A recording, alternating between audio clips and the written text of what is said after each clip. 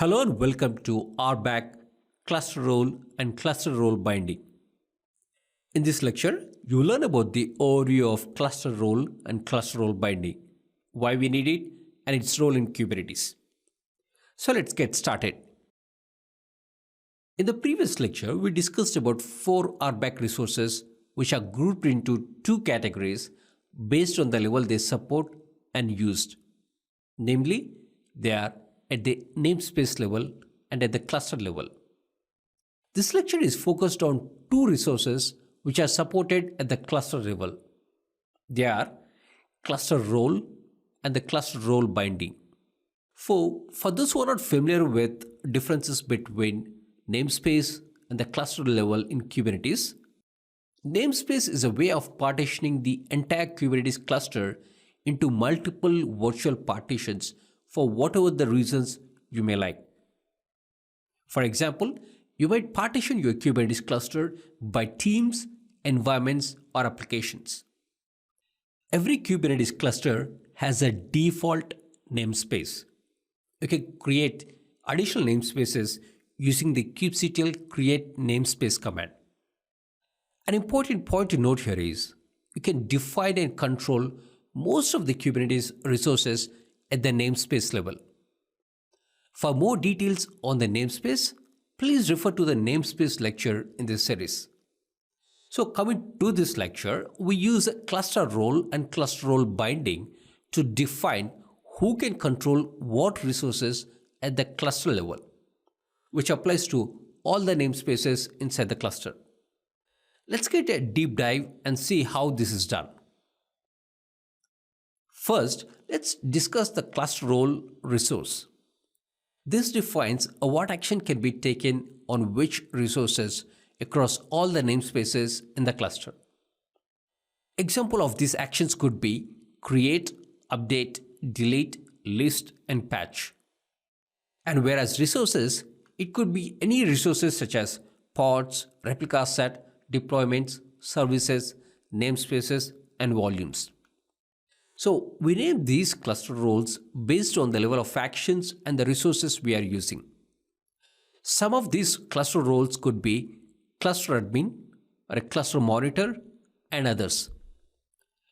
2 instances where we use the cluster level resources are: first, when we want to allow users to access the cluster level resources such as nodes, persistent volumes, namespaces, and so on. Second, if you want to allow someone to access the resources in all namespaces inside the cluster. In these 2 instances, we use cluster role resources. To better explain, let's take a look at the example of this cluster role definition.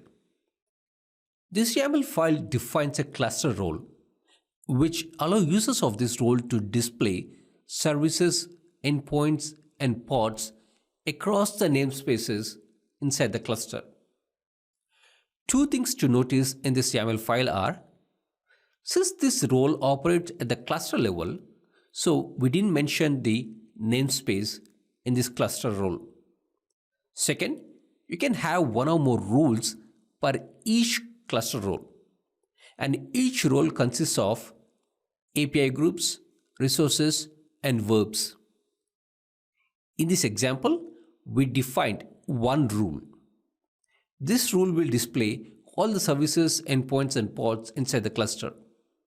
Since all these resources are part of initial core API group, we mentioned the API group as blank. Actions we are performing on these resources are get, list, and watch. In sum, we have defined a monitoring endpoints cluster role. This cluster role has access to display all the services, endpoints, and pods across all the namespaces. Please note, here we need to use the plural when mentioning the resources. For example, we have used services instead of service. So we have defined a cluster role. Next thing we need to do is bind this cluster role to a user or a user group or a service account group. This binding process is called as cluster role binding. In this example, we are binding user Dave to monitoring endpoints cluster role using this cluster role binding.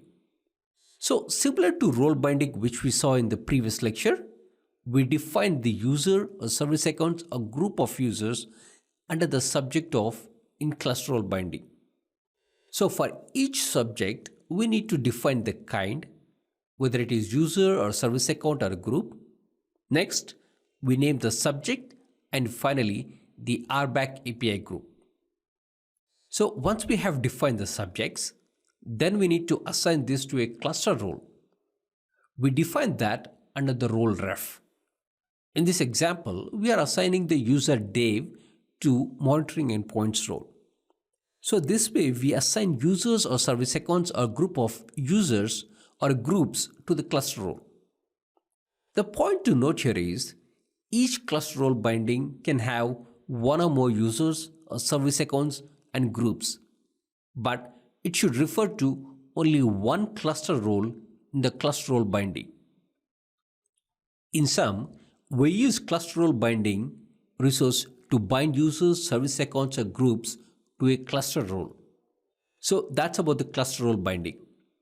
So far in this lecture, we discussed the cluster role and cluster role binding. In a cluster role, we grant permission to resources across all the namespaces at the cluster level. Whereas in the cluster role binding, we bind users or service accounts or group to cluster roles. So that's all about the cluster role and cluster role binding. I hope you have enjoyed this lecture and see you in the next.